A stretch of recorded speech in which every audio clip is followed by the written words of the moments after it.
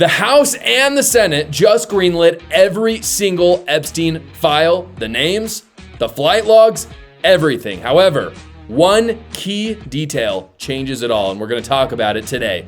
Thomas Massie, bless his soul, finally passed a piece of legislation, and he sponsored this bill along with Ro Khanna, a Democrat, and it passed the House 427-1. Clay Higgins, Republican, was the only person who voted no. He said his reasoning behind it was because his concern for the victims was so high, being ousted. That's in the bill. We'll get to that in a second, what specifically is in the bill. But the Senate passed it unanimously, so all it has to do now is go to Trump's desk. He said on Monday that he would sign it if it passed. Yesterday, when he saw it pass the House, he didn't know yet that the Senate would pass it. He came out with this reaction. He tweeted on Truth Social, "I don't care when the Senate passes the House bill, whether tonight or at some other time in the near future. I just don't want Republicans to take their eyes off all of the victories that we've had." I think that's really fair. I actually think that was a really smart tweet to put out because I think that perfectly shows where Trump is at with this. Trump is not in the Epstein files. He is just not. Maybe his name is mentioned in there somewhere. I do not believe that he had any sort of bad relationship like that with Epstein. The reason being, Democrats would have pounced on that over and over and over again. Why do I think that? Because they were literally willing to send this guy to jail over doing nothing wrong.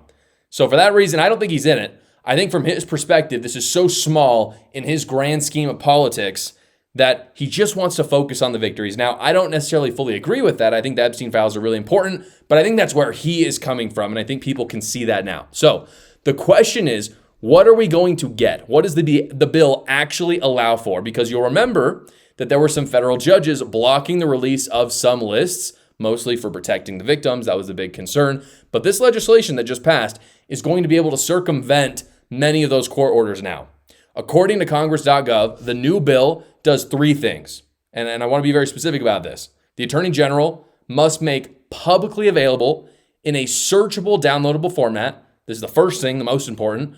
All unclassified DOJ records, documents, communications, and investigative materials that relate to Jeffrey Epstein, Ghislaine Maxwell, flight logs or travel records. That includes aircraft manifests, itineraries, immigration, customs, and that includes vehicles and aircraft used by Epstein or related entities. So, guys, we are going to get 100% of the flight logs, which is fantastic. That's probably, maybe I'm most excited for that because we're going to get to know exactly who went in and who went out. The second part of this bill is within 15 days after the public release, so there's a timetable on this, the DOJ must report to Congress the following: what categories of information were released, first withheld, a summary of any redactions made, and a list of all government officials and politically exposed individuals named in the released materials. Man, I love that. That's what we're waiting for. That will be the fabled list we've all heard of, right? People talk about the list. There's no list that exists. Epstein didn't just write down a list of all of his clients. It's in tens of thousands of files. And so essentially what Congress is saying is, hey, DOJ, you need to make the list out of those files. You've got 15 days to do it. So if Trump signs today or tomorrow, which he should do, that means we're looking at in 2 weeks having an actual Epstein list. And again, that list is going to comprise, in their own words, all government officials and politically exposed individuals. So that's huge. The third thing that the bill includes are the caveats to all of that. The bill does not require the release of absolutely everything. This is the two things that they don't have to release. The DOJ, this is in their own words, may withhold or redact personally identifiable information of victims, which is good. And the DOJ can withhold material that could jeopardize an ongoing federal investigation or prosecution. Also makes sense. And so before we get into the big twist of all of this, because there is, it's huge, there's a few things to talk about with this. I have to say a little bit that I am concerned about that last point of ongoing investigations. I'm very concerned that the DOJ can withhold material on ongoing investigations. And not because that's bad or abnormal. That makes perfect sense. But the reason why I'm concerned is because it's not going to satisfy the conspiracy theorists. And on this one, there's a lot because it's a big deal. And there have been some conspiracies. If there are people that conspiracy theories have said are on the list, and they don't end up showing up on the list, the new conspiracy will be that the DOJ is covering it up. That's what's going to happen. And they're going to say, oh, the DOJ is saying there's some sort of active investigation when there's really not. That's the justification they're going to use. And so my worry is that this huge win, a really big win. We've wanted this for years at this point, but we've been pushing Trump to do it for months, is that this is going to change from a win to a continual spiral of theories. And I've been very consistent on conspiracy theories on this show. Anyone can theorize all day long. I've got no problem with that. I think it's interesting. I think we can have those conversations, but just don't pass it off as the truth. Don't get on, and I'm speaking not to the average day person. I'm talking about the commentariat here. Don't get on, Tucker Carlson, Candace Owens, on your show and say you know something for certain. Oh, I know the DOJ is covering this up. You don't know anything unless, of course, you have evidence. If you have evidence, that's not a theory anymore. It's a fact, and we can look at the evidence and come to the truth. That's fine. I just don't want the BS spiral of conspiracy theories when we are getting a win finally.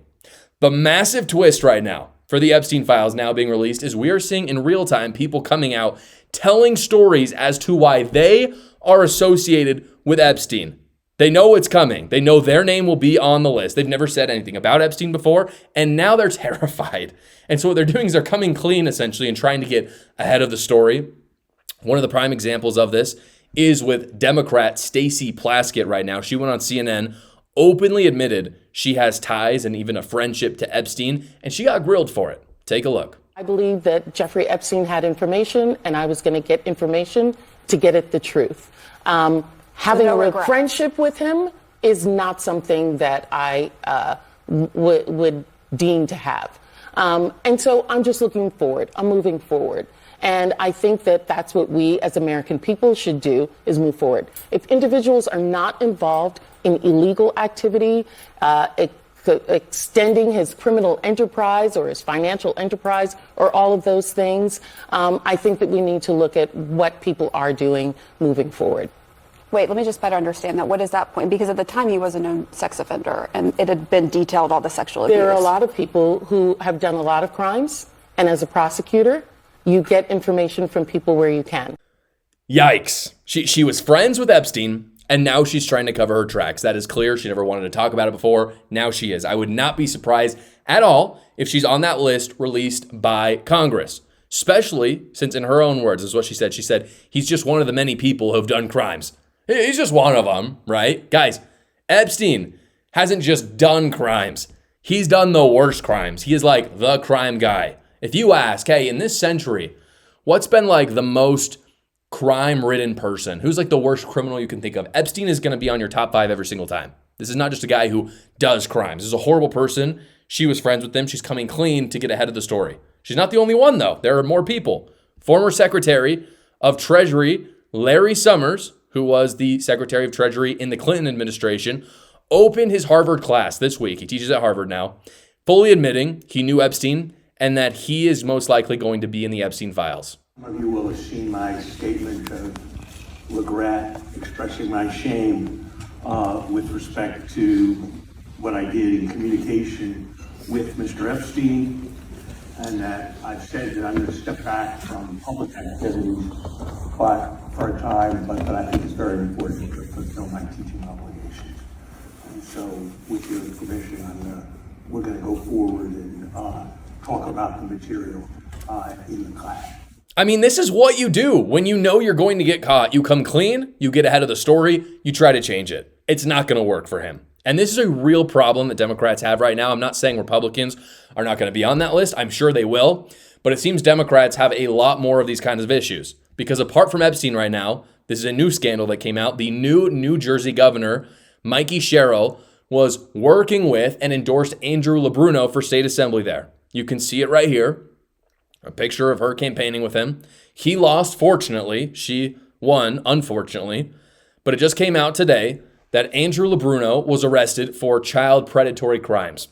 That's probably the most G-rated way I can say it, because this is a family show. But according to Eyewitness News, this is what happened, and it's brutal. They say investigators say 44-year-old Sergeant Andrew LeBruno met a juvenile on social media. He's accused of making arrangements to meet the child before sexually assaulting the victim at the minor's home in Englewood. The criminal complaint says LeBruno knew the minor was physically helpless and mentally incapacitated and sprayed an unknown substance into his own hand, placed it over the victim's mouth and nose before the alleged sex assault. Horrible, Horrible. And again, the New Jersey governor endorsed him and campaigned with him. And the bottom line is people are about to get exposed. I mean, we are probably going to go through a year of unprecedented openness, exposure of horrible, horrible people. Frankly, I wish Trump had slam dunked this better. I know that in the end, a Republican Congress, Senate, and president are going to sign this and are going to make this happen, but it could have been so much easier. And it could have happened, and Trump could have gotten a lot more praise. Instead, it looks like he fought this a little bit. We'll see how history remembers it. I hope history will remember this year as a huge win for exposing horrible people.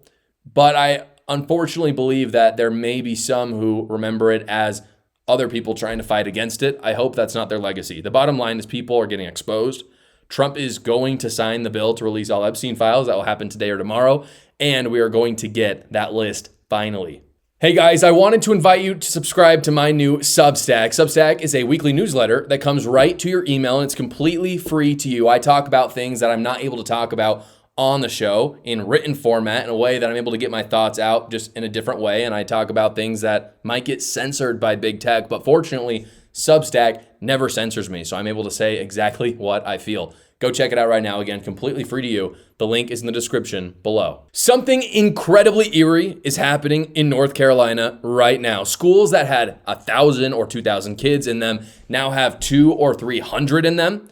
And the question is, why? Why is this happening? The reason why is ICE rolled into North Carolina, has been deporting like crazy, as they should, and this is what's happening. Typically has 16 students in it. We had 4. District-wide, there are 145,030 students enrolled in Charlotte-Mecklenburg schools.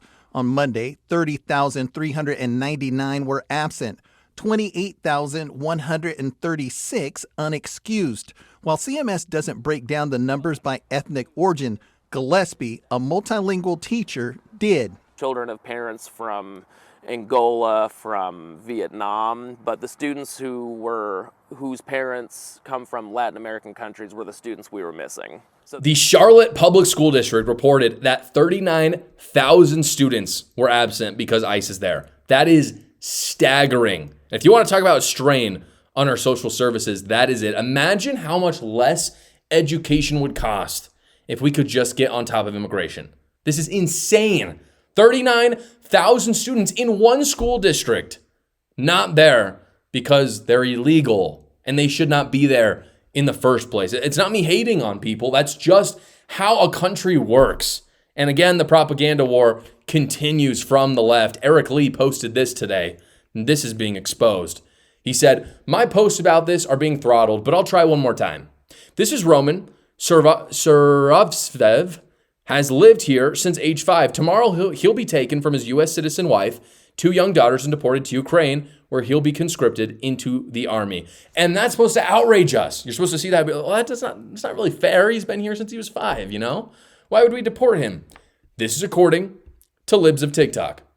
Here's the part that was conveniently left out. According to DHS, he has a long criminal history: assault with a deadly weapon, multiple counts of burglary, multiple counts of carjacking with a firearm, trespassing onto private property, multiple counts of taking a vehicle without owner consent, possession of a hypodermic needle/syringe, receiving stolen property, multiple counts of conspiracy to commit a crime. It's all a lie, guys. Every single time, all of it is propaganda to make you lose your freedoms. You're supposed to feel bad for someone else who is a victim, but then when you look into it further, you find out they're criminals. And believe me, I've met a lot of illegal immigrants that I really like, and a lot of them that aren't committing other crimes. It does not matter.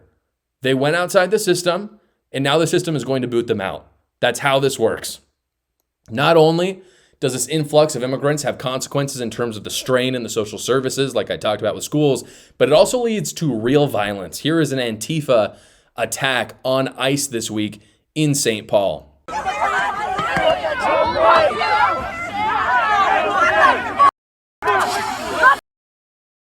This is doing nobody any favors. I don't believe it helps Americans. Obviously, we all know that. But I also don't think this helps immigrants either. I think this is horrible for them. And I think they're being used as pawns by Democrats. Here's the deal, guys. Immigration's fine, but it has to be done in 2 ways. I'm pro-immigration. I actually am. Not to the extent we've been doing it at all, but I think there are real immigrants who want to become like America. That's the important part. Immigration has to be done slowly. It has to be done with people who leave behind their old culture for the new one. And that is called assimilation. And every culture understood this until about 2 minutes ago. There's a new video. It's going viral right now. Immigrants in Minnesota are saying they don't want to assimilate and they shouldn't. Because what you often hear that's accompanied with that is, well, you must assimilate. I shouldn't put out a magazine that's in 2 languages. Why can't you speak English? Why are my videos subtitled in Arabic? Why is my caption both in English and Arabic? People get frustrated by this. But to me, it's like, I actually disavow the use of the term the melting pot. I actually don't like it. Why? Because in a melting pot, when you're talking about like a soup, everything looks the same. Right. We're the salad bowl. The lettuce is lettuce, the tomato is tomato, the cucumber is cucumber, and they all complement each other. Don't come here then. If you want to be more like Mexico, go to Mexico. If you want to be more like Ukraine, go to Ukraine. I'm one of these people who actually does not believe that everywhere in the world has to be like America. I think America is fantastic. I think spreading our ideals in some ways is good. But I've been to other countries and they're unique in their own ways. And I don't think everywhere needs to be the exact same. I think it's okay if Mexico's like Mexico and Ukraine is like Ukraine. If you like those places, just live there. But if you like America and you want to be more American, you can come here to a certain degree. If whatever identity you have, you want to change that out to be American, that's okay. But you have to learn English.